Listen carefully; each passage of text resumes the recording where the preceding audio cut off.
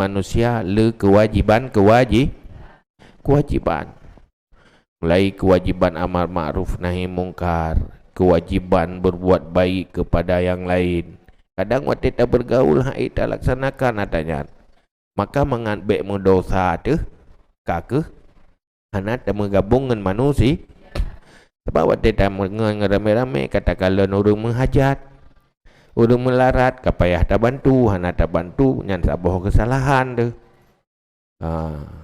Atau orang zalimi orang lain, hana tak bela lagi katanya, malah turut mendukung. Karena haik dah jaga-jaga tanyan mandum kake hana lung jak bergaul dengan manusia. Lebih get lung menyendiri ya, nyen niatnya nya yang kelih lihnya kepu dan Yohana dapat sibuk roh bergabungan manusia supaya fokus untuk ibadah yang kepu. Sehingga tanya Yohana sibuk dengan urusan berkomunikasi, berinteraksi dengan manusia yang lain.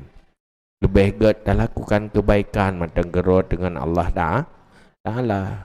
Dah berzikir gerot, dah ibadah gerot, dah istighfar gerot. Asal kata urusan manusia, si hana le kebaikan. Dah pegah kebaikan pihak dengar. Atau si memang hana bicara tentang kebaikan. Lebih baik fokus dan menyendiri untuk lakukan kebaikan-kebaikan. Maka wate kalam nyen niat, nyen adab atau etika. Cuman wate kita menyendiri pubut tu.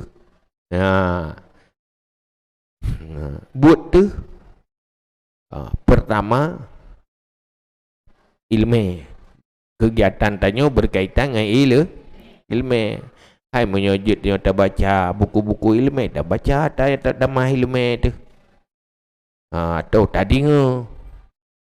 Menyorongnya je tak dengar bah-bah ilmu kira tu.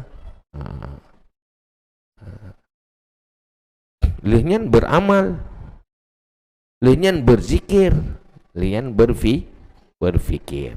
Yang kegiatan ilmu, amal, zikir dan fikir. Tamai sesuai dengan ilmu. Di dalam katanya berzikir juga bersesuai lagi ilmu tentang berzikir. Lehnya di dalam berfikir juga harus lagi arahan ilmu. Lakukan pikiran, renungan untuk membangun keinsafan dan kesadaran diri itu. Yang kenyan buat hai li tak bergerak renungan, semikir tak renung roh-roh tu kake tak era ilmu. Nya itu ino uril na ilmu lewat media ilmu tak dengar nyan mentang kero tu.